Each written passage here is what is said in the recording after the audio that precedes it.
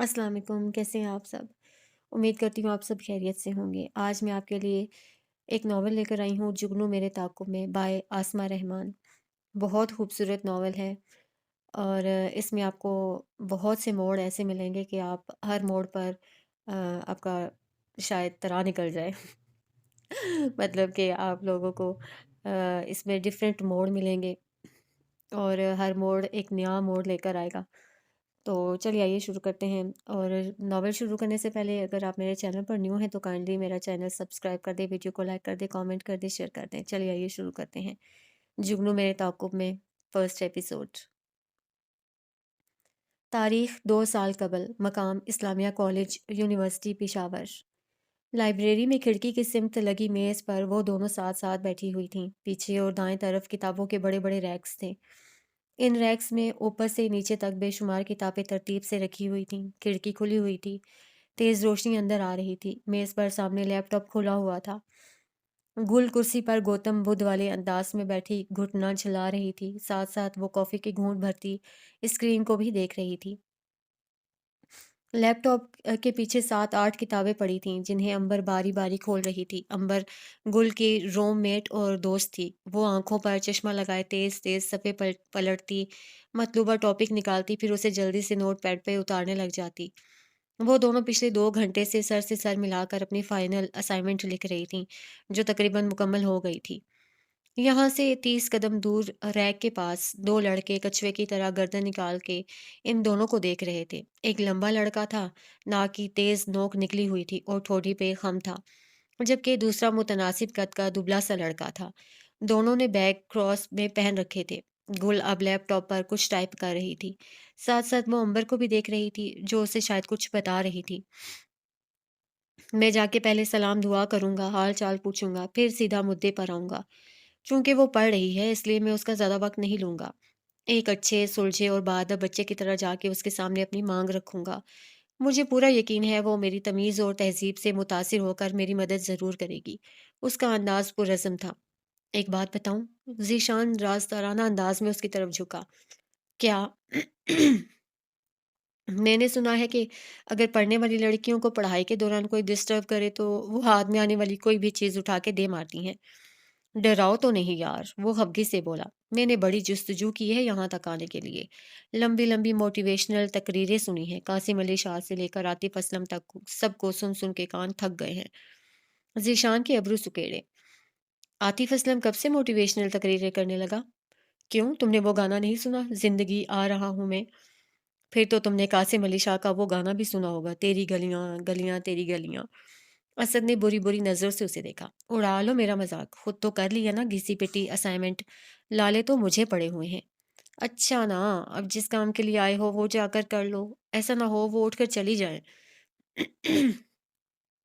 ہاں صحیح کہہ رہے ہو، وہ سنجیدگی سے کہتے ہوئے سیدھا ہو گیا۔ پہلے اس نے کالر ٹھیک کیے، پھر شرٹ کی سلوٹیں مٹائیں، بالوں میں ہاتھ پھیرا اور خود کو کمپوز کیا۔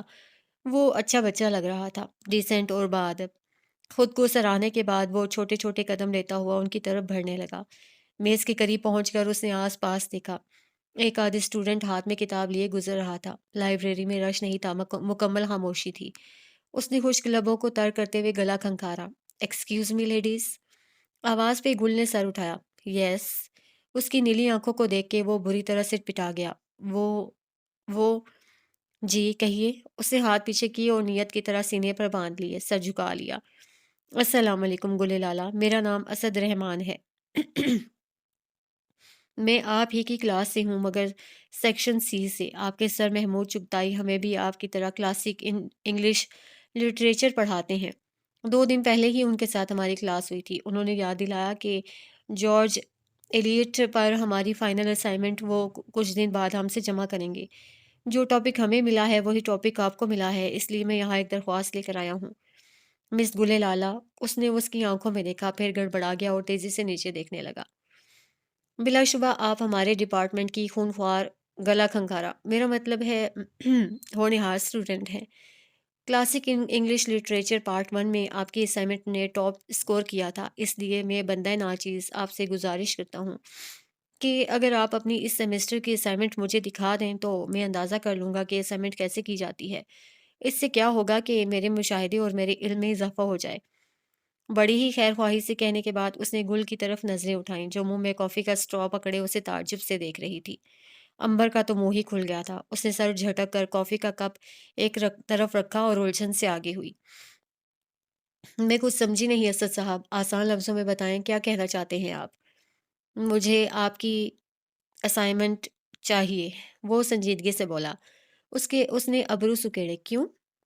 کیونکہ میں آئیڈیا لینا چاہتا ہوں کہ یہ اسائنمنٹ کیسے کرتے ہیں، اس کے لوازمات کیا ہیں، اس کی نوک پلک کیسے سنوارنی ہے، اس کے اجزائے ترکیبی کیسے ہونے چاہیے۔ کیوں آپ کو نہیں پتا؟ نہیں، مگر آپ کی اسائنمنٹ دیکھوں گا تو پتہ چل جائے گا۔ وہ مسکرایا۔ مگر پھر تو ہماری اسائنمنٹ ایک جیسی ہو جائے گی۔ نہیں ہوگی، میں صرف پیٹرن دیکھوں گا۔ گل نے کن پٹی پہ 2 انگلیاں رکھیں اور دلچسپی سے اسے دیکھا۔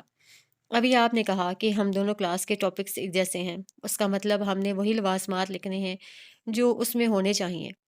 اگر میں نے آپ کو اپنی اسائنمنٹ دکھا دی اور آپ نے پیٹرن دیکھ لیا تو آپ تو اسے کاپی کر لیں گے، کیوں امبر؟ بالکل، امبر نے تائید کی۔ اس کا منہ بن گیا۔ میں کاپی نہیں کروں گا، میں صرف 5 منٹ لوں گا، ضروری چیزیں دیکھوں گا، پھر واپس کر دوں گا، قسم سے۔ سوری اسد، میں آپ کو اپنی اسائنمنٹ نہیں دے سکتی۔ اس نے ٹھنڈے بے رحمانہ انداز میں کہا، میں نے بہت محنت کی ہے۔ پچھلے 3 راتیں جاگ کر میں نے مسلسل اسی پہ کام کیا ہے، اس لیے میں اپنی نیند حرام محنت کسی کو نہیں دوں گی۔ مگر میں آپ کا کلاس فیلو ہوں، آپ کو مجھ سے کوآپریٹ کرنا چاہیے۔ سوری برادر، نو آفینس۔ گلے لالا یکدم وہ مظلوم سی شکل بنا کر سامنے والی کرسی پر بیٹھ گیا۔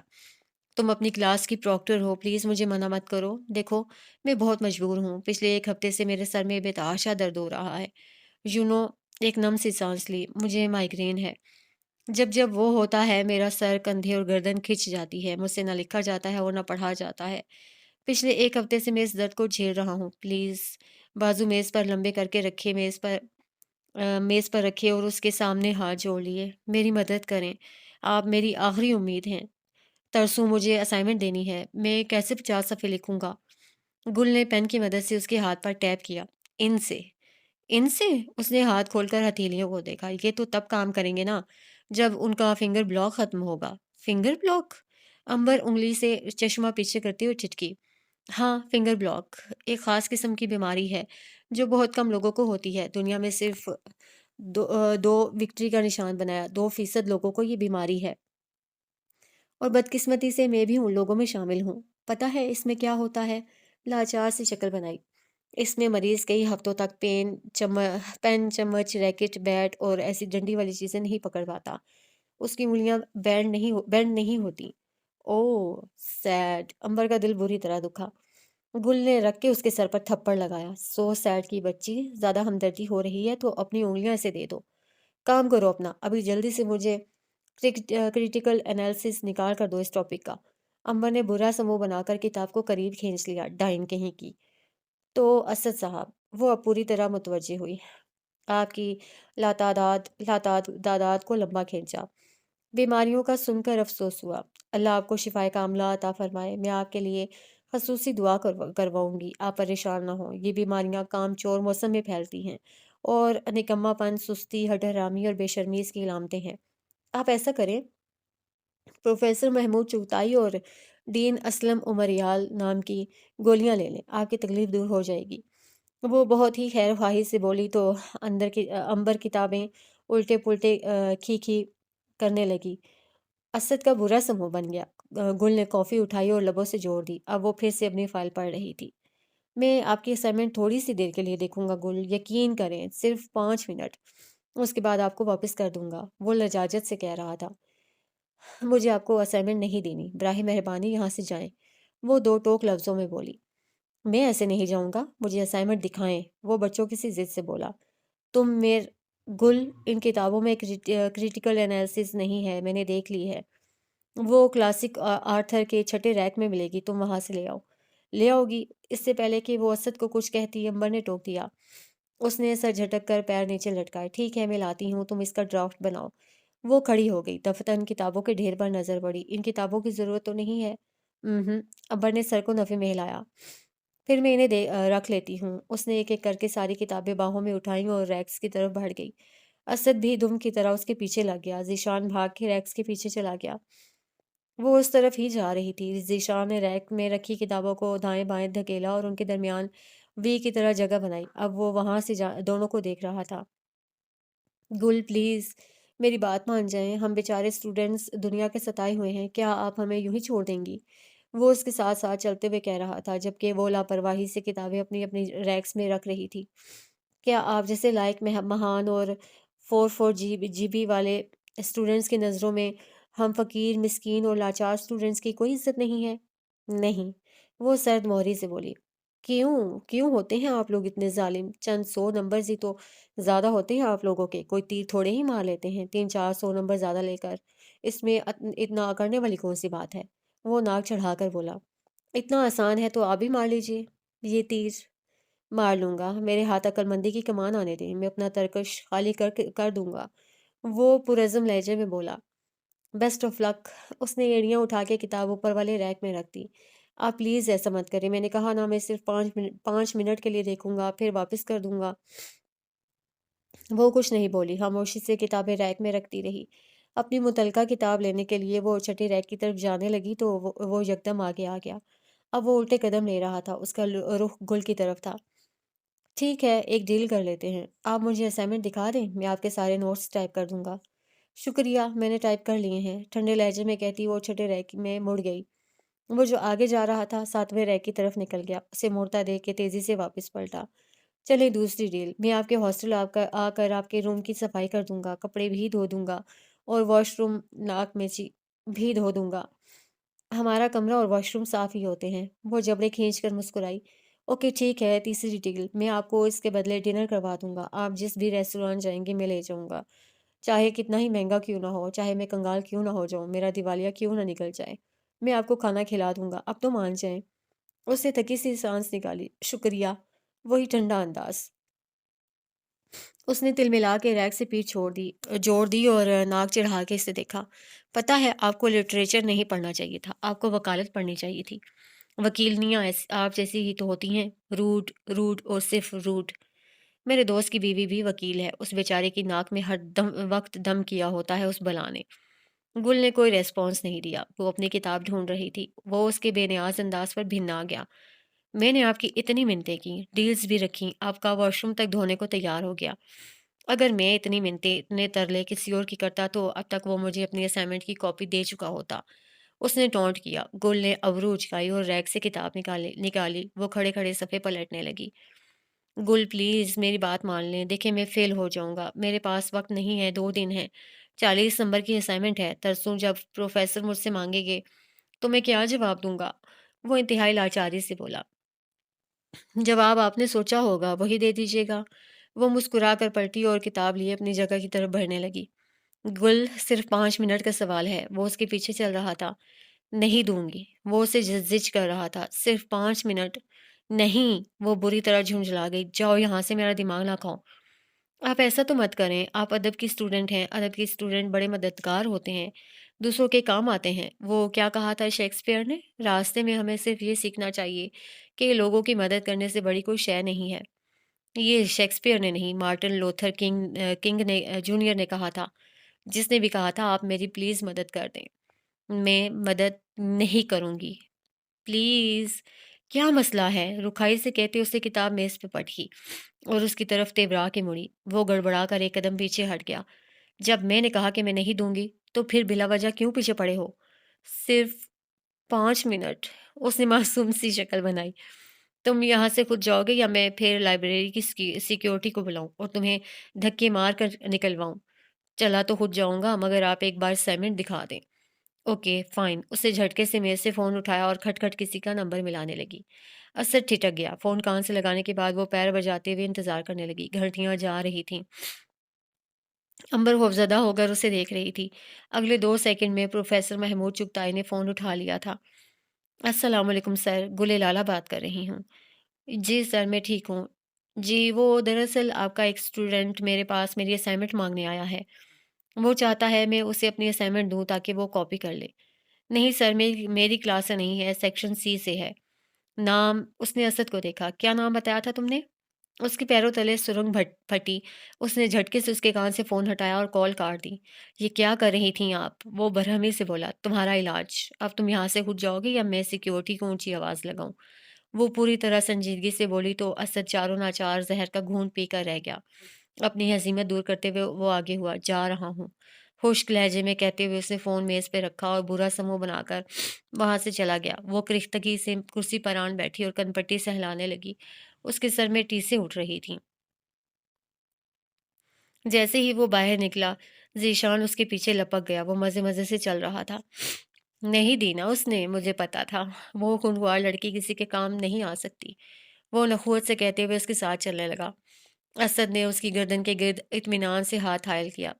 دے دے گی یار، ابھی تو پہلی کوشش کی ہے، پہلی بار میں پھل تھوڑے ہی مل جاتا ہے۔ ایک منٹ، وہ ٹھٹکتے ہوئے رک گیا۔ تم دوبارہ اسے مانگو گے؟ ظاہر ہے۔ اس سے شانے اچھ گئے۔ عزت نفس نام کی کوئی چیز ہے تم میں یا نہیں؟ ذیشان نے لتاڑا۔ بدقسمتی سے نہیں، وہ ڈٹائی سے کہتے ہوئے مسکرایا اور آگے نکل گیا۔ ذیشان نے کرختگی سے سر کو دائیں بائیں ہلایا تھا۔ وہ ضلع چترال کے ایک سردار قبیلے سے تعلق رکھنے والی روایتی لڑکی تھی۔ یونیورسٹی کی تعلیم کے لیے وہ پہلی بار اپنے قصبے سے نکلی تھی۔ پشاور جیسے بڑے شہر میں اتنے قدیم جامعہ میں پڑھنا اس کا خواب بھی تھا اور ضرورت بھی۔ خواب اس لیے تھا کہ اس کے بابا یہاں سے پڑھ کے گئے تھے، اور ضرورت اس لیے تھی کہ بابا کے دوست بھی یہاں سے پڑھ کے گئے تھے۔ آئی ڈی کے نام کا یہ دوست اس کی بدترین ضرورت بن گیا تھا، لیکن یہ ضرورت اپنے ساتھ ایک کالا طوفان بھی لا سکتی تھی، اور اس کالے طوفان کا سامنا کرنے سے وہ ہمیشہ ڈرتی تھی۔ فضا عالمگیر کی کلاس ختم ہونے کے بعد وہ اپنے ڈورم کی طرف چل پڑی۔ ہاسٹل قریب ہی تھا۔ اکثر اوقات وہ کلاس ختم ہونے کے بعد لائبریری میں پائی جاتی تھی، لیکن آج اسد نے ضد کر دیا تھا۔ اپنی اسی تلخی کو دور کرنے کے لیے وہ دوبارہ لائبریری نہیں گئی، بلکہ اپنے ڈورم آ گئی۔ اس کا ڈورم تیسری منزل پر تھا۔ اس کے روم میٹس میں امبر کے علاوہ ایک اور لڑکی بھی تھی۔ وہ لڑکی زینب کوہار سے تھی۔ یہ تینوں آخری سیمسٹر والی تھیں۔ امبر اور زینب دونوں ہی پٹھان تھیں۔ وہ آپس میں پشتو میں بات کرتیں تو وہ سانس بھر کر رہ جاتی۔ اتنی کٹر پٹر زبان میں جانے وہ کیا کیا بول رہی ہوتی تھیں۔ اس کے سر کے اوپر سے گزر جاتا تھا۔ کمرہ چوکور تھا، ہر دیوار سے بیڈ جڑا ہوا تھا، اور جس دیوار سے نہیں جڑا تھا وہاں دو دروازے تھے، ایک اندر آنے کا اور ایک واش روم کا۔ دونوں دروازوں کے درمیان ایک چھوٹی سی بالکنی تھی۔ یہ اتنی چھوٹی تھی کہ وہ تینوں ایک ساتھ کھڑی ہوتی تو قطار بنانی پڑتی۔ یہاں وہ صرف کپڑے سکھاتی تھیں، اور اگر ضرورت پڑتی تو شام کی چائے کھڑے کھڑے پی لیا کرتی تھی۔ اس کا بیڈ کھڑکی کے ساتھ رکھا ہوا تھا، جہاں چاند رات کو بدرجہ مچھر ہوتے تھے، مگر دن کو ٹھنڈی ٹھنڈی ہوائیں بھی آتی تھیں۔ اس نے کھڑکی کے اطراف میں چترال کی کئی تصویریں آویزاں کر رکھی تھیں، ایوان کی، استبل کی، رستم کی، ترچ میر کی۔ گھر والوں میں سے ابراہیم اور بابا کے علاوہ کسی کی تصویر ساتھ نہیں لائی تھی۔ ابراہیم کی تصویر بیڈ کی پوشت پہ چسپاں تھی، جبکہ بابا کی تصویر اس نے چھت سے چپکائی ہوئی تھی۔ بابا اس تصویر میں ایک گھوڑے پر بیٹھے ہوئے تھے۔ وہ ہاتھ میں پولو اسٹک پکڑے گھاس پر پڑی بال کو ہٹ کر رہے تھے۔ یہ تصویر اسے ایک راز نہیں بھلانے دیتی تھی۔ تم نے شندور کا پولو پلیئر بننا ہے گلے، وہ اس سے کہا کرتے تھے۔ شندور کا پولو پلیئر بننے کا خواب اس نے آنکھوں میں نصب کر دیا تھا۔ اس کے لیے اس کے تمام خواب اس کے بابا جان نے دکھے تھے، پھر چاہے وہ تعلیم حاصل کرنے کا خواب ہو یا پولو پلیئر بننے کا۔ ان کی ہر امید گل لالا کی ذات سے منسلک تھی۔ اپنے بابا کی ساری خواہشیں اس نے پوری کر دی تھیں۔ وہ ایک قدیم اور اعلیٰ یونیورسٹی میں تعلیم حاصل کر رہی تھی۔ اس کے پاس شعور آ گیا تھا، اپنے حق کے لیے لڑنے، اپنی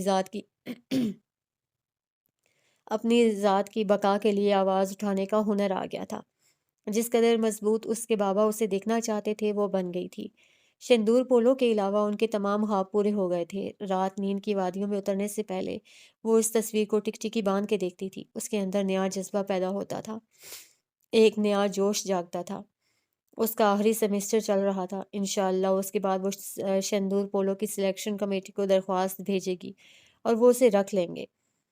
دوپہر کے کھانے کا وقت ہو گیا تھا۔ اس نے کپڑے بدلے، اپنا میس کارڈ لیا اور نیچے ڈائننگ ہال میں آ گئی۔ میس میں دوپہر کے کھانے پر زیادہ رش نہیں ہوا کرتا تھا، کیونکہ آدھے سے زیادہ ہاسٹل کے بچے یونیورسٹی میں ہوتے تھے۔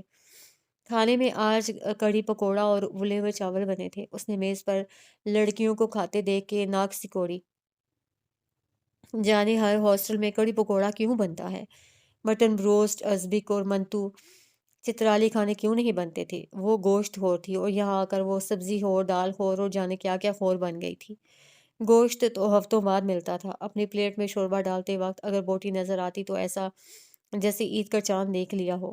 بوٹی کو 2 انگلیوں میں پکڑ کے اس کے آنسو نکل آتے تھے۔ کتنا یاد کرتی تھی وہ اپنے گوشت کو، اپنے مٹن بروسٹ کو۔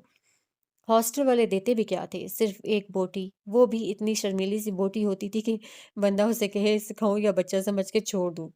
اتنا سا گوشت تو دانتوں کو بھی محسوس نہیں ہوتا تھا۔ کجا فاطمہ اور دالیا چچی کے ہاتھ کے بنے دیگ اور دیسم تائی کے ہاتھ کے بنے بروسٹ، اور کہاں یہ بدمزہ اور کڑوا سا شوربہ جس میں آلو غوطے لگا رہے ہوتے تھے۔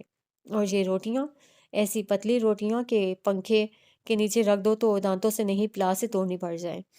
کہاں عائشہ چچی اور ماں کے ہاتھ کے خستہ نان جن کی شکل آنسو کی طرح ہوتی تھی، اتنے نرم، خستہ اور میٹھے کہ بغیر سالن کے بھی 3 4 نگل لو۔ ہفتے کے تمام دنوں پر سبزیاں، دالیں اور دیسی کھانے تقسیم ہوئے تھے۔ زیادہ تر سبزیاں بنتی تھیں، پھر دالیں اور ایک آدم گوشت۔ اتنا پھیکا مینیو دیکھ کے اسے لگتا تھا جیسے وہ ہاسٹل نہیں ہسپتال آئی ہو۔ سبزیاں کھائے تو اسے کئی سال ہو گئے تھے۔ نہیں یاد پڑتا آخری بار سبزی کب کھائی تھی۔ سبزیوں کی نیلی پیلی سبز شکلیں دیکھ کے اس کا خون کھولتا تھا۔ کیا کام تھا ان سبزیوں کا ہمارے جسم میں؟ کرتی کیا تھیں یہ؟ ذائقہ ان میں ککھ نہیں ہوتا، طاقت ان میں ککھ نہیں ہوتی، کیا کریں گے یہ معدے کے اندر جا کے؟ اس نے کئی بار میس کی انتظامیہ سے شکایت کی، لیکن میس تو پھر میس تھا۔ شکایت کے اگلے روز پلیٹ میں بوٹی بھی نہیں ملتی تھی۔ وہ خالی ہولی پلیٹ دیکھ کے باورچن کو ایسے گھورتی تھی جیسے ساس کم جہیز لانے والی بہو کو۔ اس کا دل کرتا تھا یہ سالن باورچن کے سر پہ انڈیل دے۔ ایسا ہوتا ہے سالن؟ اسے کہتے ہیں سالن؟ یہ سالن نہیں، سالن کی انتہائی بگڑی ہوئی شکل تھی۔ اس سے گاڑی تو یخنی ہوتی ہے۔ آج بھی وہ کڑی پکوڑے کو صرف سلام دعا کر کے آئی تھی۔ ایک نوالا بھی حلق سے نہیں اتارا تھا۔ کڑی پکوڑا کوئی کھانے والی چیز ہے؟ حلق کیوں نہیں کڑوا ہوتا ان لوگوں کا؟ نے کڑی پکوڑا سے دشمنی نکالتے ہوئے، اس کی دونوں دوستوں کو بھی یہ سبزیاں کھانے کی عادت نہیں تھی۔ وہ ہر روز آدم خور میرا مطلب گوشت خور خوراک منگواتی تھیں۔ پیسوں کی گلے لالا کے پاس فراوانی تھی۔ خان جی یاد سے اس کے بینک اکاؤنٹ میں ہر مہینے 1 2 لاکھ ڈلوا دیتے تھے۔ اس نے کمرے میں آ کے گوشت خور کھانے کا آرڈر دیا تھا۔ وہ اتنے تسلسل سے گوشت کی چیزیں منگواتی تھی کہ اس کے قریبی دکانیں میس کے کھانے کی خوشبو سونگھ کر سبزی یا دال کا اندازہ لگا لیتے اور پھر اپنے اپنے کچن میں گوشت کو انگاروں پر سلگنے کے لیے رکھ دیتے۔ باربیکیو کی بھینی بھینی خوشبو جب اس کی کھڑکی سے ہو کر اس کے نتنوں میں داخل ہوتی تو وہ مدہوش ہو جاتی۔ انتہائی کوئی سستا نشہ تھا اس گوشت کا۔ 100 میل دور سے بھی کڑاہی کی خوشبو آ جاتی تھی۔ شمواری ٹکا، بٹ کڑاہی، چپلی کباب، دم پخت، کابلی پلاؤ اور نمک منڈی کڑاہی کا نام سن کے ہی رال ٹپکنے لگ جاتی تھی۔ میری طرح۔ وہ منحوس بھی اپنے کھانوں کے دھوئیں کا رخ اس کی کھڑکی کی اور کر لیتے تھے، اور وہ بھی عادت سے مجبور اور خصلت سے لاچار ہو کر 3 4 ہزار کا کھانا منگوا لیتی تھی۔ یوں اس کے آس پاس دکانوں کے وارے نیارے ہوئے تھے۔ کھانا ختم کر کے وہ لیپ ٹاپ کھول کے بیٹھ گئی۔ اسے پروفیسر فضا کو کیوز کے مارکس کی لسٹ بنا کر دینی تھی۔ پروفیسر جابر کو لیکچر نیٹ کر کے دینا تھا۔ اپنی پریزنٹیشن کی سلائیڈز بنانا تھیں اور فائنل اسائنمنٹ پر بھی ابھی کام کرنا رہتا تھا۔ اس لیے وہ سارے برے خیالات جھٹک کے کام میں جٹ گئی۔ کھڑکیوں کے باہر اندھیرا پھیل گیا تھا۔ مچھر بھی بن بنانے لگے تھے۔ امبر اور زینب اپنی اپنی کلاس ختم کر کے ہاسٹل آ گئی تھیں۔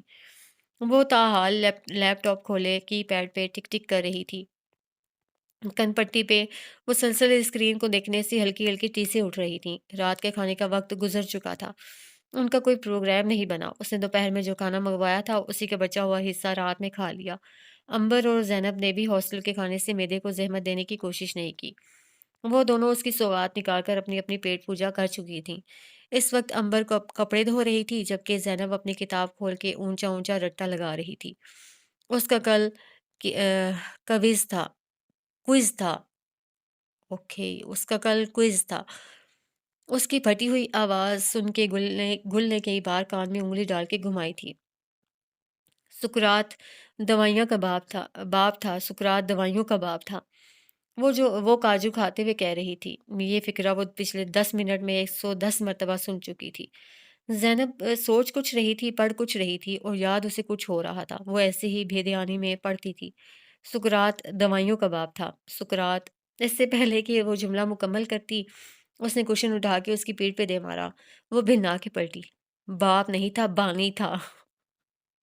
سکرات دوائیوں کا بانی تھا، بانی۔ اس نے دان کو چلتے ہوئے کہا، Hippocrates is the father of medicine. اس میں فادر کا مطلب باپ ہوتا ہے، سمجھی؟ مجھ پہ اپنی انگریزی کا روب مت جھاڑا کرو، میں نے بھی انگلش میڈیم میں پڑھا ہے۔ اس نے واپس کوشن اس کی طرف پھینک دیا۔ اس نے ضبط سے سانس چھوڑی، اس پہ لعنت بھیجی اور اپنے کام میں لگ گئی۔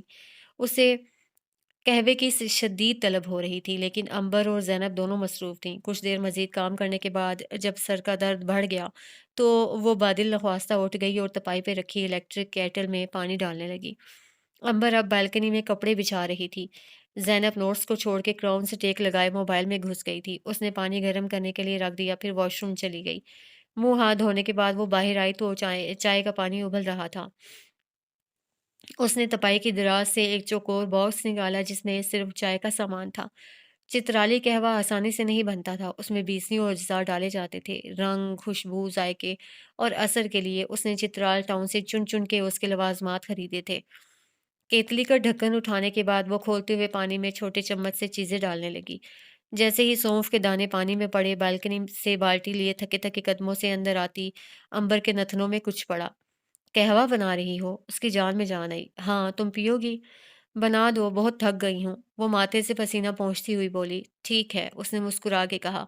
جب تک کہ امبر واش روم سکھاتی، منہ ہاتھ دھوتی، اس نے 2 کپوں میں قہوہ نکال لیا تھا۔ ایک کپ اپنے سائڈ ٹیبل پر رکھا اور دوسرا اس کے سائڈ ٹیبل پر۔ زینب ابھی تک فون میں میسج ٹائپ کر رہی تھی۔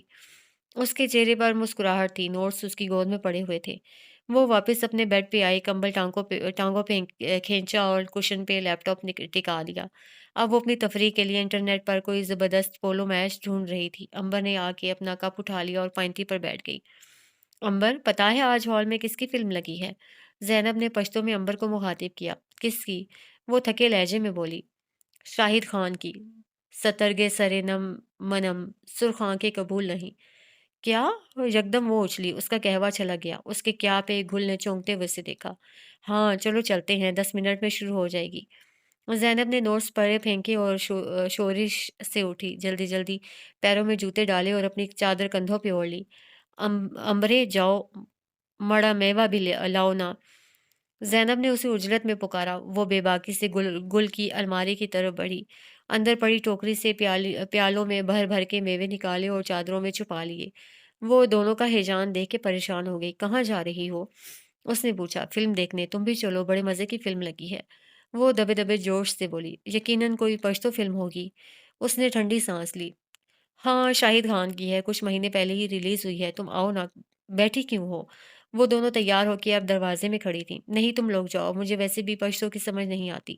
لیکن تم تو پٹھان ہو، امبر نے جیسے یاد دلایا۔ میں پٹھان نہیں ہوں، میں کھوار ہوں، اس نے رک رک کے بری طرح جتایا۔ اوہ، دونوں خائف ہو گئیں۔ سوری، کوئی بات نہیں، وہ تکلف سے مسکرائی۔ آج یاد دلایا ہے، کل پھر بھول جائیں گی۔ تم دونوں اپنی فلم انجوائے کرو، میں یہاں سائمہ افتخار کا پولو میچ دیکھتی ہوں۔ پھر سے پولو میچ؟ زینب کا منہ بن گیا۔ ابھی کل ہی تو دیکھا تھا تم نے۔ وہی والا دوبارہ دیکھ رہی ہوں، اس نے تپا کے جواب دیا۔ یار آخری سیمسٹر ہے، تم ایک دن بھی ہمارے ساتھ ہال میں پوری فلم دیکھنے نہیں گئی۔ آج تو دیکھ لو، بہت اچھی مووی ہے، اس نے اصرار کیا۔ سوری سویٹ ہارٹ، مگر مجھے جو اچھا لگتا ہے میں اسے ترجیح دیتی ہوں۔ اس نے بے نیازی سے شانے اچکائے۔ پھر بھی تمہیں ہمارا، تم لوگ دیر مت کرو، ہال میں اگلی سیٹیں بھر جائیں گی، اس نے ہیجان سے کہا۔ ان دونوں نے سر پٹا کے ایک دوسرے کو دیکھا اور اگلے ہی لمحے وہ دروازے سے غائب ہو گئیں۔ اس نے اطمینان سے کراؤن سے ٹیک لگائی، اپنے قہوے کا کپ اٹھایا اور سائمہ افتخار کا 2 ماہ قبل ہوا آسٹریلیا کے ساتھ میچ دیکھنے لگی۔ سائمہ افتخار اس کی آئیڈیل تھیں۔ چونکہ پاکستان میں کوئی فیمیل پولو ٹیم نہیں تھی، اس لیے سائمہ افتخار انگلینڈ نقل مکانی کرنے کے بعد وہاں کی پولو ٹیم میں بطور کھلاڑی شامل ہو گئی تھیں۔ وہ پاکستانی نژاد برطانوی پولو پلیئر تھیں۔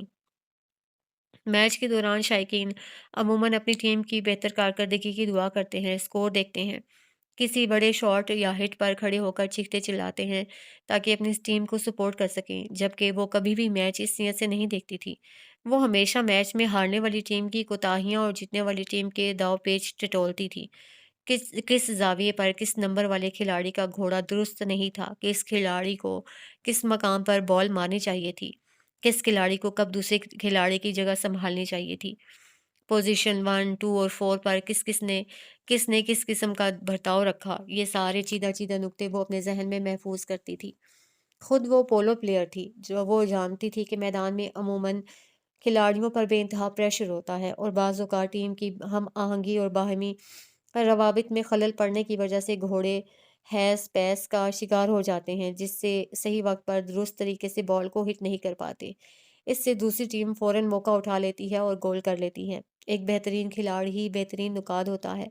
1 گھنٹہ ایک اعصاب شکن میچ برطانیہ نے جیتا تھا۔ سائمہ افتخار اس بار بھی نمایاں تھیں۔ ان کا توانا جسم اور دلیر انداز اس کے روئے روئے میں اتر جاتا تھا۔ وہ خود کو ان کے آگے ایک حقیر چیز محسوس کرتی تھی۔ وہ سوچتی تھی، کیا وہ کبھی ان سے مل پائے گی؟ کیا کبھی سائمہ پاکستان آ کر اس سے ملیں گی؟ کیا سائمہ کو پتہ ہوگا کہ پاکستان میں ان جیسی پولو کی محبت میں سر تپا ایک لڑکی چور چور ہے؟ اس کو ہر سوال کا جواب ہاں میں ملتا، لیکن جیسے ہی وہ پر امید ہوتی، خان جی کی تنی ہوئی ابرو اور بھنچے ہوئے لب یاد آ جاتے۔ وہ اپنی حویلی اور قبیلے کے سخت اور دشوار روایات اور رسولوں سے تنگ آ چکی تھی۔ ان کی حویلی میں ازل سے عورتوں اور مردوں کے حقوق و حدود قائم تھے۔ مردوں پر قابل بیان کوئی روک ٹوک نہیں تھی، جبکہ عورتوں کا نام ہی سراپا پابندی تھا۔ ان کو اگرچہ ہر سہولت میسر تھی، لیکن وہ اپنی مرضی اور اپنی چاہ سے کوئی جرأت نہیں کر سکتی تھیں۔ ان کی عورتیں مظلوم نہیں تھیں، مجبور تھیں۔ وہ چاہ کر بھی اپنے اندر کی خواہشات کو زبان پر نہیں لا سکتی تھیں۔ اس کے بابا اسے پولو پلیئر بنانا چاہتے تھے۔ وہ جانتی تھی کہ حویلی سے اس کی اجازت کبھی نہیں ملے گی۔ بے جان سے لے کر پلوشے تک سب اعتراض کریں گے، آخر وہ لڑکی تھی۔ شندور میں پولو صرف مرد کھیلتے تھے، وہ کبھی اپنی جگہ نہیں بنا سکتی تھی، مگر پھر بھی وہ کوشش کرے گی اور اپنے بابا کا خواب پورا کرے گی۔ بیڈ پر لیٹے لیٹے وہ چھت کو دیکھ رہی تھی۔ بابا کا شاندار انداز تھا، ان کی بے نیاز طبیعت پر سارا چترال فدا تھا۔ ان کا روب، تنتنا اور سادگی ہر کسی کے دل میں بآسانی اتر جاتی تھی۔ 26 سال کی بالی عمر میں انہوں نے چترال کی سرزمین پر اپنا نام پیدا کیا تھا۔ وہ اس لیے نہیں جانے پہچانے جاتے تھے کہ وہ سرور خان کے بیٹے تھے جو سردار تھا، بلکہ سردار اس لیے پہچانا جاتا تھا کہ وہ کلیم اللہ کا باپ تھا۔ جب وہ ڈگری مکمل کر کے چترال جائے گی تو سب سے پہلے وہ پولو پر دھیان دے گی۔ ان 4 سالوں میں وہ ہر سیمسٹر بریک میں چترال گئی تھی اور ان چند روزہ چھٹیوں میں اس نے ہر صبح ہر رات پولو کو دہرایا تھا۔ چونکہ وہ روزانہ مشق نہیں کر پاتی تھی، اس لیے ڈرتی تھی کہ کہیں داؤ پیچ بھول نہ جائے۔ بس یہ ڈگری مکمل ہو جائے، پھر وہ واپس جائے گی اور سارا دن ساری رات مشق کرے گی۔ صبح اس کا شیڈیول کسی مصروف بزنس مین کی طرح سیٹ ہوتا تھا۔ اس کے گلابی رائٹنگ پیڈ پر ایک فہرست بنی ہوئی تھی۔ صبح میم صفیہ کے ساتھ کلاس تھی، 11 بجے پروفیسر سرمت کو میک اپ کلاس کے لیے کال کرنی تھی۔ 1 بجے سیکنڈ آڈیٹوریم میں چوتھے سیمسٹر والوں کا سیمینار تھا۔ 4 بجے پروفیسر جاوید عرفانی کی کلاس تھی اور اس کے علاوہ بھی وہ ایک یو سی بی میں تمام اساتذہ کے کاغذات لے کر جا رہی تھی جن کا اسے پرنٹ نکلوانا تھا۔ قریباً 9 بجے وہ ہاسٹل سے نکلی، پونے 10 بجے کلاس تھی۔ ہاسٹل سے اس کے ڈپارٹمنٹ کا راستہ 10 منٹ کا تھا۔ راستے میں کئی ڈپارٹمنٹس پڑتے تھے۔ سبزے میں گھری ہوئی اسلامیہ کالج لاہور گھنٹہ گھر کی کوئی قدیم عمارت لگتی تھی۔ ایک نظر دیکھنے پر ایسا لگتا جیسے وہ کوئی 16ویں صدی کا محل ہو۔ وہ اپنے بیگ کو کندھے پر لادے، ہاتھ میں کتاب اور فائل پکڑے فون میں دیکھے جا رہی تھی۔ آس پاس سے طلباء و طالبات تیزی سے گزر رہے تھے۔ صبح صبح طلباء بڑے زور و شور سے پڑھنے آتے تھے۔ وہ موبائل میں کسی پروفیسر کے سوالوں کا جواب دے رہی تھی۔ سر جھکا ہوا تھا، پیر کہاں پڑ رہے تھے دکھائی نہیں دے رہا تھا۔ یکدم وہ چلتے چلتے کسی سے بری طرح کندھا ٹکرا بیٹھی۔ اس ایک دم ٹھوکے پر اس کا دماغ گھوم گیا۔ کندھے سے بازو اور بازو سے ہاتھ میں ایک کرنٹ دوڑا اور بازو میں تھامی کتاب اور فائل دھڑام سے روڈ پہ جا گرے۔ اس نے تیورا کے سر اٹھایا۔ نووارے طلباء کے ریلے میں گم ہو چکا تھا۔ وہ جھنجھلا کے نیچے بیٹھی اور فائل سمیٹنے لگی جس کے کاغذات ادھر ادھر بکھر گئے تھے۔ جلدی جلدی کاغذ جھپٹتے ہوئے وہ ٹھہری اور اگلی چیز جو دیکھی تو دماغ بھگ سے اڑ گیا۔ کاغذ کے پلندے کو پرے دھکیل کر اس نے 2 انگلیوں سے وہ تصویر اٹھائی اس میں دو ہنستے مسکراتے آدمی تھے، دونوں کی عمر لگ بھگ 24 سال ہوگی۔ دونوں نے ایک دوسرے کے کندھے پہ ہاتھ رکھے ہوئے تھے۔ بائیں طرف والے اس کے بابا تھے، جب دائیں طرف والے کون تھے اسے آج تک پتہ نہیں چلا تھا۔ بابا نے ہر جگہ اس کا نام آئی ڈی کے رکھا تھا۔ اب آئی ڈی کے سے کیا بنتا تھا کون جانے۔ اس تصویر کا پس منظر اس کے سامنے تھا، یعنی لاء ڈپارٹمنٹ، جس کے اندر سیاہ کوٹ والے لڑکے اور لڑکیاں داخل ہو رہی تھیں۔ ایسا لگ رہا تھا وہ یونیورسٹی میں نہیں کچہری میں کھڑی ہو۔ تصویر کے نوالد اور اس کے بابا نے بھی یہی لباس پہنا تھا، کالا اور سفید۔ یہ تصویر اس کے بیگ میں ہمیشہ پڑی رہتی تھی۔ پچھلے 4 سالوں میں اس نے حتی الامکان کوشش کی کہ اس تصویر والے کے بارے میں معلومات حاصل کر لے، پتہ لگائے کہ یہ کون تھے، کہاں کے رہنے والے تھے، اس وقت کہاں ہوں گے، مگر جانے کیوں لاء ڈپارٹمنٹ کی طرف جاتے ہوئے اس کے قدم زنجیر ہو جاتے تھے۔ وہ جانتی تھی کہ بابا اور اس کے اس دوست نے یہاں سے لاء کی ڈگری لی تھی۔ وہ یہاں جا کے پرانا ریکارڈ نکلوا لے گی، پھر اس کے سامنے سب سچ آ جائے گا، مگر جانے کیوں دل اور ٹانگیں یہاں قدم رکھنے پر آمادہ نہیں تھیں۔ بیگ میں اس تصویر کو رکھنے کا یہی مقصد تھا کہ وہ اسے بار بار یاد آئے کہ اسے یہاں جانا ہے اور اس آدمی کا پتہ کرنا ہے، مگر وہ ہمت نہیں کر پاتی تھی۔ اس کے اندر سچائی کو جاننے کا حوصلہ نہیں تھا۔ وہ اتنی باہمت نہیں تھی کہ گزرے ہوئے 16 سال کی کتھا کھلوا لیتی، اگرچہ وہ کھلوا بھی لیتی، مگر ان تلخ حقیقتوں کو سننے کا حوصلہ کہاں سے لاتی۔ اس کی جان میں اتنی سکت نہیں تھی کہ اپنے باپ کے مرنے کی وجہ اور قاتل کو تلاش کرتی۔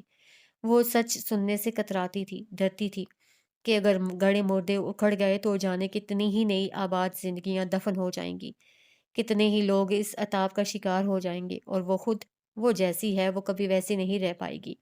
اس کا وجود ٹکڑے ٹکڑے ہو جائے گا۔ ماضی سننا مشکل ہوتا ہے، لیکن اسے برداشت کرنا اور زیادہ مشکل ہوتا ہے۔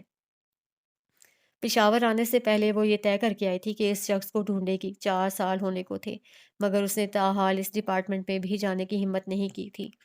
اس نے تصویر بیگ میں ڈالی، کاغذ سمیٹ کے بیگ میں ٹھونسے اور اپنے ڈپارٹمنٹ کی طرف چل پڑی۔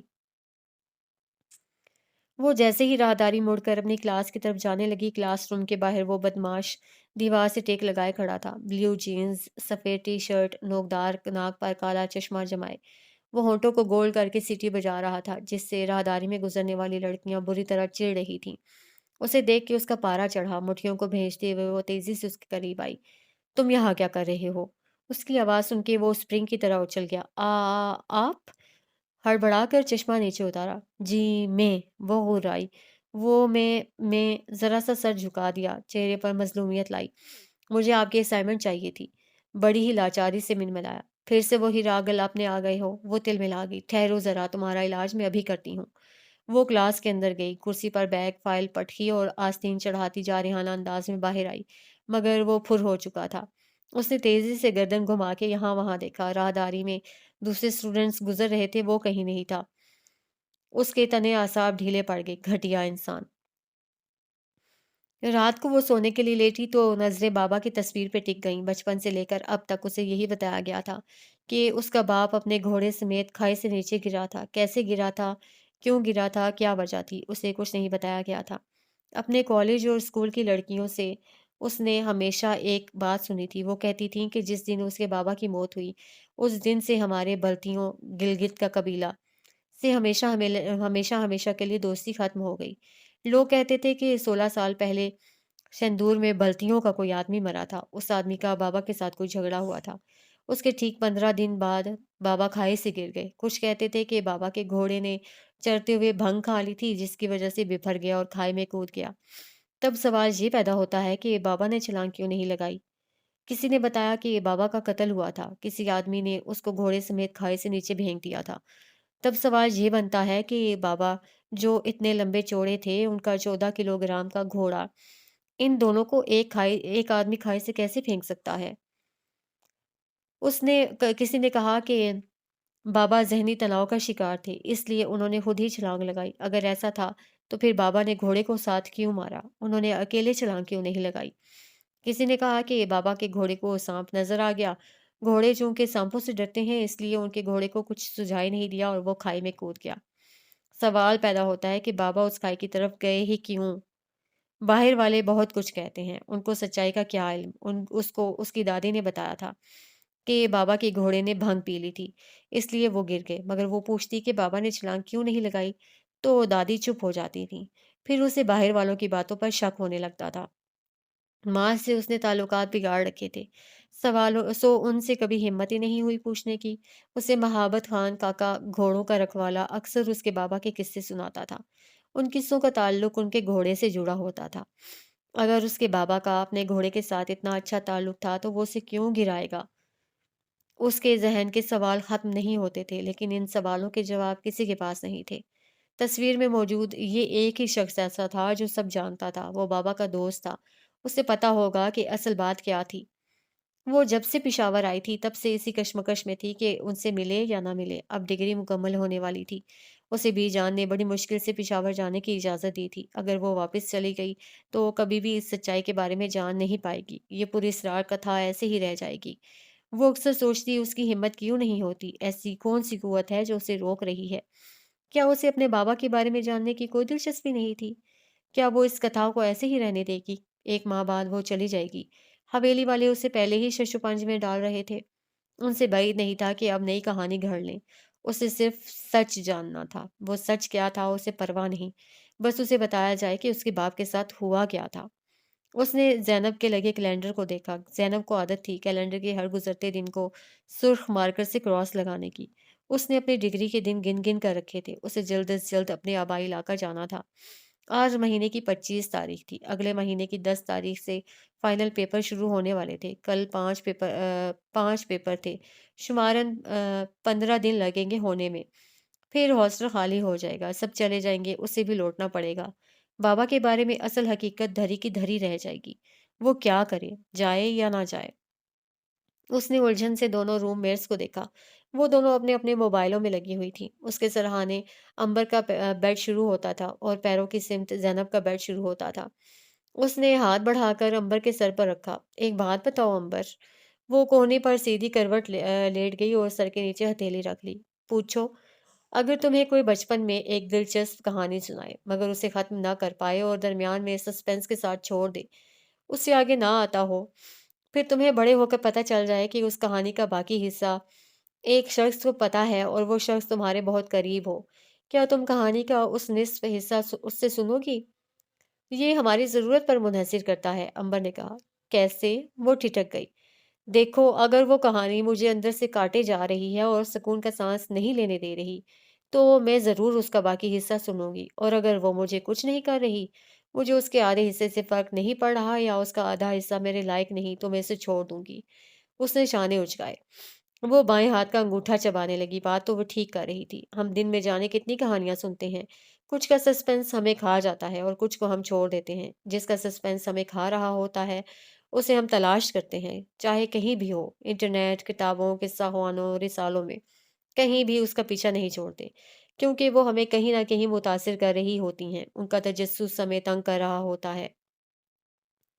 اگر وہ کہانی آپ کو متاثر کر رہی ہو تو ظاہر ہے میں اس کا بقیہ حصہ جاننے کی کوشش کروں گی۔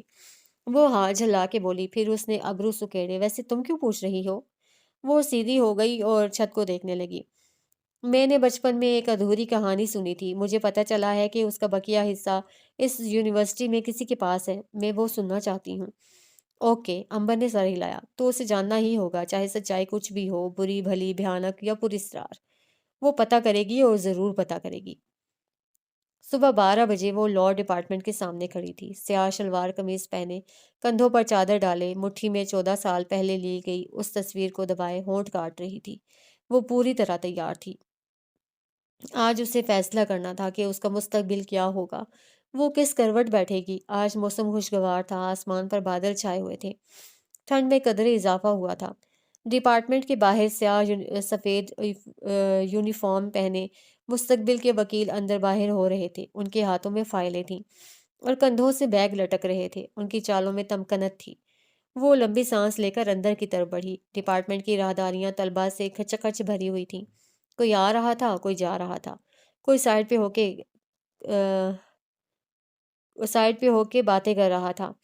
عجیب سی لافانی ہلچل مچی ہوئی تھی۔ وہ قدم قدم چلتی انتظامیہ کے دفاتر والی لابی میں مڑ گئی۔ اسے ریکارڈ ایڈمنسٹریٹر کے پاس جانا تھا۔ لابی لمبی اور کشادہ تھی۔ دائیں بائیں وقفے وقفے سے کمروں کے دروازے بنے تھے، جن کے اوپر متعلقہ प्रोफेसर या मुंतजिम का नाम दर्ज था। तकरीबन सभी दरवाजे बंद थे। वो चलते हुए एक-एक दरवाजे पे लिखा नाम पढ़ रही थी। अगले ही लम्हे वो ठहर गई। राहदारी में चौथे नंबर पर बाईं तरफ अब्बास आलम यूसुफ जई लिखा था। वही रिकॉर्ड एडमिनिस्ट्रेटर थे। उसने गहरी सांस ली और हाथ उल्टा करके उँगलियों से नॉक किया। फिर नॉब पर हाथ रखा और ज़रा सा घुमा के दरवाज़ा खोल दिया।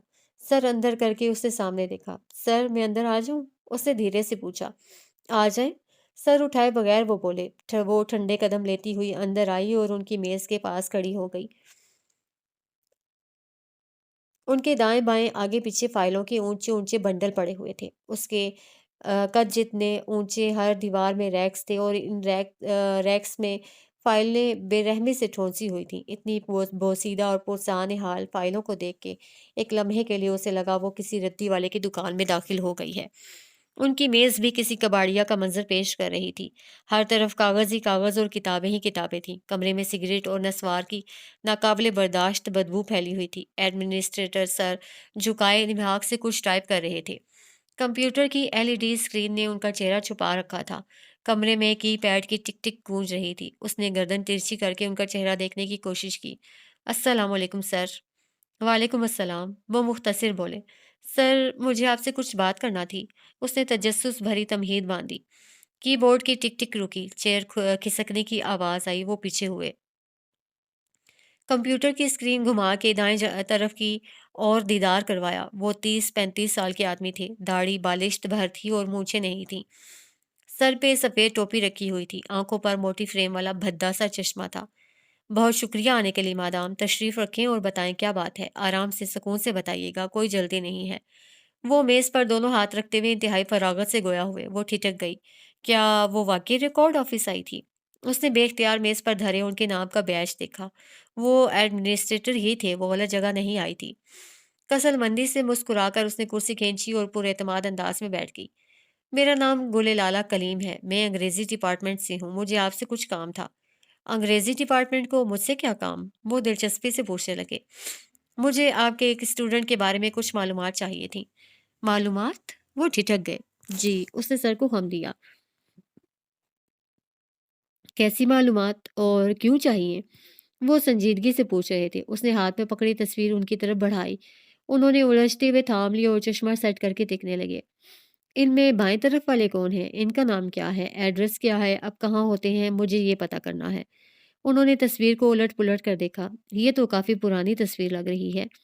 जी, 14 साल पहले खिंचवाई गई थी। उसके जवाब पर उनका मुँह खुल गया। 14 साल पहले? और आप अभी इस आदमी को ढूँढने आई हैं, मोहतरमा? 14 साल बाद इनका रंग, रूप, कद-काठ, नैन-नक्श सब बदल गए होंगे। मगर इनके एकेडमिक डॉक्यूमेंट्स पर आज भी यही तस्वीर लगी होगी। वो बड़ी ही समझदारी से बोली तो वो कदरे झेम गए। उनके पीछे छोटी सी खिड़की लगी हुई थी जिसकी मुंडेर पर चिड़िया का घोंसला था और चौखट पर दाने की प्लेट और पानी का मग। वहां लम्हा बलम्हा चिड़िया आ रही थी।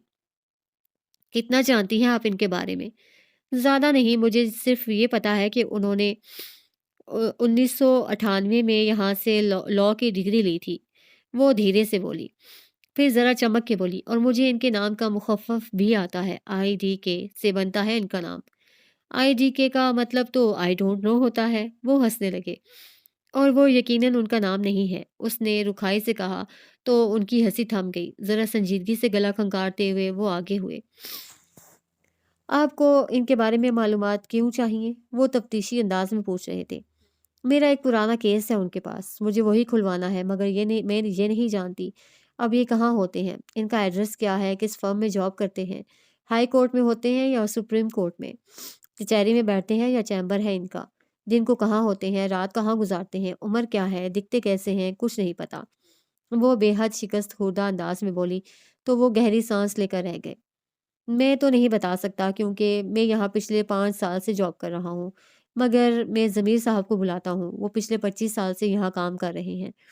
वो यकीनन जानते होंगे कि ये कौन है और कहाँ होते हैं। उम्मीद भरे लहजे में कहते हुए उन्होंने अपना फ़ोन निकाला और ज़मीर का नंबर मिलाने लगे। कॉल उठाने के बाद वो कुछ देर इनसे बात करते रहे, फिर फ़ोन बंद करके मेज़ पर रख दिया। आ रहे हैं। वो बेचैनी से उँगलियाँ मरोड़ने लगी। किसी भी अदारे को अपने किसी पुराने तालिबे इल्म का रिकॉर्ड निकालना मुश्किल नहीं होता اور خصوصاً جب اس طالب علم نے وہاں سے اپنی 4 یا 5 سالہ ڈگری مکمل کی ہو۔ اس عرصے میں اسے یونیورسٹی کے در و دیوار تک پہچان جاتے ہیں، کہ جا کے کسی پروفیسر یا اسٹاف کو اس کا نام یاد نہ ہو۔ اس کے بابا ایک عام طالب علم نہیں تھے، وہ ٹاپر تھے، اور ٹاپرز کبھی نہیں بھلائے جاتے۔ کچھ ہی لہجے گزرے تھے کہ دروازہ کھلا اور ایک ضعیف العمر شخصیت اندر آئی۔ وہ ادب سے کھڑی ہو گئی۔ ضمیر صاحب پست قد کے دبلے سے آدمی تھے، ریٹائرمنٹ کے قریب تھے، کمر جھکی ہوئی تھی، گردن میں باریک فریم کا چشمہ جھول رہا تھا۔ السلام علیکم سر، اس نے احترام سے کہا۔ وعلیکم السلام۔ انہوں نے بڑی ہی باریک آواز نکالی، غالباً ان کو کوئی کمزوری ہو رہی تھی۔ ضمیر صاحب، یہ لڑکی انگریزی ڈپارٹمنٹ سے آئی ہے، اسے ایک 14 سال پرانے اسٹوڈنٹ کے بارے میں کچھ معلومات چاہیے۔ ان کا کیس ہے ان کے پاس۔ یہ تصویر بڑھائی۔ تصویر لائی ہیں ان کی؟ ظاہر ہے 14 سال پہلے کی ہے، تو میں تو نہیں پہچانوں گا۔ آپ دیکھ لیجئے، کیا پتا آپ نے ان کو کہیں دیکھا ہو۔ وہ رسان سے کہتے واپس اپنے کام میں لگ گیا۔ ضمیر صاحب نے تصویر پکڑی اور سینے پر جھولتے چشمے کو ناک کی نوک پر سجا لیا۔ اب وہ جھری زدہ آنکھوں کی پتلیوں کو سکیڑے پوسٹ مارٹم والے انداز میں تصویر کے پیچ و خم دیکھ رہے تھے۔ ان کے حیث بحث تاثرات کو دیکھ کر گل کی بےتابی میں اضافہ ہو رہا تھا۔ یہ تو کلیم اللہ اور احشام الدین ہیں، احتشام الدین ہیں۔ اور وہ قدرے خوشگوار حیرت سے بولے۔ وہ بری طرح چونکی۔ آپ جانتے ہیں ان کو؟ میں کیا، پورا پشاور جانتا ہے۔ وہ بے قراری سے آگے ہوئی۔ کیا آپ مجھے بتا سکتے ہیں یہ کون ہیں اور کہاں ہوتے ہیں؟ یہ والا تو ڈگری لینے کے بعد پشاور ہائی کورٹ میں چیمبر تلاش کر رہا تھا، پھر پتہ نہیں کہاں چلا گیا۔ پچھلے 16 سال سے کوئی رابطہ نہیں ہوا، ورنہ اس پورے بیچ کے ایک طالب علم کا نمبر تھا میرے پاس۔ یہ سارے بڑے ہی چاؤ سے مجھے ہر دن فون کیا کرتے تھے۔ آپ پلیز ان کے بارے میں بتائیں نا۔ اس نے جھنجھلا کے دوسرے آدمی پہ انگلی رکھی۔ یہ احتشام الدین خٹک ہے، بڑا ہی ہونہار اور لائق بچہ تھا، سارا وقت کتابوں میں سر دیے رکھتا تھا، اس لیے تو آج کامیاب ہے۔ پشاور ہائی کورٹ میں ہوتا ہے یہ۔ ادھر قریب میں ہی اس کا لاء فرم بھی ہے، وہاں ہمارے شعبے کے 20 بڑے وکیل کام کرتے ہیں۔ وہ فخر سے بتانے لگے۔ وہ کچھ سوچتے ہوئے پیچھے ہوئی۔ IDK یعنی احتشام الدین خٹک۔ آپ کو ان سے کام ہے؟ انہوں نے پوچھا۔ جی۔ کیا آپ مجھے ان کے لاء فرم کا ایڈریس دے سکتے ہیں؟ ضرور، یہ اسٹریٹ روڈ۔ 1 منٹ۔ اس نے بجلی کی سی تیزی سے اپنی گلابی رنگ کا رائٹنگ پیڈ نکالا اور دانتوں کی مدد سے پین کھولا۔ اب بتائیں۔ انہوں نے چند سیکنڈز میں ایڈریس لکھوا دیا، پیڈ بند کر کے ان کا شکریہ ادا کیا، پھر اپنا بیگ اٹھایا، تصویر لی اور باہر آ گئی۔ قریباً 12:30 ہو رہے تھے۔ عدالت 5 بجے بند ہوتی ہے، ان کا لاء فرم ابھی کھلا ہوگا۔ ایڈریس سے لگ رہا تھا کہ زیادہ دور نہیں ہے۔ وہ ڈپارٹمنٹ سے باہر نکلی اور یونیورسٹی کے گیٹ کی طرف بڑھ گئی۔ وہاں تک پہنچتے پہنچتے 1 بج گیا۔ اس نے ٹیکسی رکوائی اور متعلقہ ایڈریس دکھایا۔ ٹیکسی ڈرائیور جانتا تھا، اس لیے وہ پیچھے بیٹھ گئی اور ان کے فرم کی طرف بڑھنے لگی۔ 1:35 بعد وہ بڑھے ٹریفک ازدحام سے گزرنے کے بعد اپنی مطلوبہ عمارت کے سامنے کھڑی تھی۔ 4 منزلہ یہ عمارت سفید رنگ کا ایک چوکور باکس تھی، جس میں چند فٹ کے فاصلے سے شیشے کی کھڑکیاں لگی ہوئی تھیں۔ عمارت سے سڑک تک روش سرخ اینٹوں سے بنی ہوئی تھی اور اطراف میں کئی رنگدار پھولوں والی کیاریاں تھیں۔ روش کے اختتام پر اسٹیج کی طرح لمبی سیڑھیاں لگی تھیں، جس کے پار شیشے کا مرکزی دروازہ تھا۔ اسی دروازے کے دائیں بائیں 2 گارڈز چوکنا انداز میں کھڑے تھے۔ روش نم تھی، یقیناً یہاں پانی کا چھڑکاؤ کیا گیا تھا۔ وہ چھوٹے چھوٹے قدم لیتی آگے بڑھنے لگی۔ سیڑھیوں کے اختتام پر ایک گارڈ نے پلٹے بغیر ہاتھ لمبا کر کے دروازہ اس کے لیے کھول دیا۔ وہ قدرے حیرانی سے اندر چلی گئی۔ عمارت اندر سے بھی سفید رنگ کی تھی۔ تیز بلبوں اور لاتعداد ایئر کنڈیشنروں نے عمارت کو برف خانہ بنایا ہوا تھا۔ مئی کی گرمی میں بھی یہاں جنوری چل رہا تھا۔ اندر آ کے اس نے بے ساختہ بازو سہلائے۔ سیلنگ، دیواریں، راہداریاں، یہاں تک کہ ریسیپشن کی میز تک سفید رنگ کی تھی۔ اس سلیب کے پیچھے اونچی کرسی پر ایک چنچل سی لڑکی سفید شلوار پہ کالا کوٹ پہنے بیٹھی ہوئی تھی۔ وہ سر جھکائے ہاتھ میں پین پکڑے کچھ لکھ رہی تھی۔ اس کاؤنٹر کے بائیں سمت سیڑھیاں تھیں جو اس قدر کشادہ تھیں کہ 4 لوگ ایک ساتھ چڑھ سکتے تھے۔ یہ سیڑھیاں بھی سفید رنگ کی تھیں۔ وہ تعجب سے ریسیپشن کے کاؤنٹر کے قریب آئی۔ السلام علیکم۔ اس کی آواز پر لڑکی نے جھٹکے سے سر اٹھایا، مسکرائی، وعلیکم السلام، پھر تیزی سے چیزیں ادھر ادھر چھپانے لگی۔ اپنے سامنے کا عرصہ خالی کرنے کے بعد وہ چمکتی آنکھوں سے آگے ہوئی۔ جی، میں آپ کی کیا مدد کر سکتی ہوں؟ مجھے احتشام الدین صاحب سے ملنا ہے، کیا ان سے ملاقات ہو سکتی ہے؟ اس نے پیشہ ورانہ انداز میں پوچھا۔ احتشام الدین تو نہیں ہے مادام، مگر آپ فکر مت کریں، ہمارے پاس کئی قابل اور فرض شناس وکیل ہیں۔ آپ اپنا کیس بتائیں کس نوعیت کا ہے؟ میں آپ کو ہمارے فرم کا بہترین وکیل ریکمنڈ کروں گی، اپنی ہی لے میں کہتی اس نے مسکرا کے اسے دیکھا۔ بتائیے نا، قتل کا کیس ہے، پراپرٹی کا مسئلہ ہے، جبری ہراسانی کا کیس ہے، یا پھر گھریلو تشدد کا؟ ہمارے پاس مجھے صرف احتشام الدین صاحب سے ملنا ہے، میں کسی کیس کے سلسلے میں نہیں آئی۔ وہ اس کی بے لگام کلام کو ٹوکتے ہوئے تیزی سے بولی۔ احتشام الدین صاحب تو یہاں نہیں آتے، لڑکی نے قدرے مایوسی سے کہا۔ یہ فرم ان کا ہے، وہ یہاں نہیں آتے تو کہاں جاتے ہیں؟ وہ دبے دبے غصے سے بولی۔ لڑکی اس کا دماغ چاٹ رہی تھی۔ مادام، وہ وکیل نہیں جج ہیں، صبح سے شام تک عدالت میں ہوتے ہیں۔ اس فرم میں ان کے ہائر کردہ وکیل ہوتے ہیں جو کیس لیتے ہیں۔ خود احتشام الدین کو کوئی کیس لیے سال بھر تو ہو چکا ہے، مگر وہ یہاں آتے تو ہوں گے کبھی کسی دن کسی مقررہ وقت میں۔ وہ جب فارغ ہوتے ہیں تو ایک آدھ بار چکر لگا لیتے ہیں، مگر یہ کنفرم نہیں ہے۔ وہ کسی بھی دن کسی بھی وقت آ سکتے ہیں، فی الحال تو وہ پچھلے 2 ماہ سے نہیں آئے۔ وہ ایک ٹھنڈی سانس لیتے ہوئے بولی۔ اچھا، ان کے گھر کا ایڈریس تو ہوگا آپ کے پاس، یا پھر ان کے مینیجر یا سیکرٹری کا نمبر دے دیجئے، میں خود میٹنگ فکس کر لوں گی۔ وہ مفاہمت سے کہنے لگی۔ میں آپ کو ان کے سیکرٹری کا نمبر دیتی ہوں، آپ ان سے فون کر لیجئے، وہ آپ کی ملاقات کرا دے گا۔ رہی بات گھر کا ایڈریس دینے کی، تو معذرت کے ساتھ میم، ہمیں اس کی اجازت نہیں ہے۔ ان کی ذاتیات خراب نہ ہو، اس لیے انہوں نے یہ فرم بنایا تھا۔ وہ معذرت خواہانہ انداز میں کہتی کاؤنٹر سے چپکے نوٹ کو اتار کے اس پر نمبر لکھنے لگی۔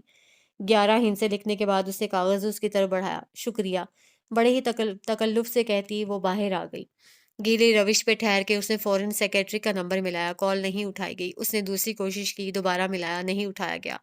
تیسری بار بھی جواب ندار تھا۔ اس نے نمبر سیکرٹری کے نام سے سیو کیا اور واپس یونیورسٹی کی طرف چل پڑی۔ راستے میں اس نے بارہا نمبر ملایا تھا، نمبر یا بزی جا رہا تھا یا پھر مل کے کٹ جاتا تھا۔ خیر، وہ کوشش کرتی رہے گی۔ جب وہ یونیورسٹی پہنچی 2:30 بج رہے تھے۔ اس کی آج 3 بجے کلاس تھی۔ اس نے ساری کلاسز مس کر دی تھیں، اس لیے وہ پروفیسر جاوید کی کلاس لینے چلی گئی۔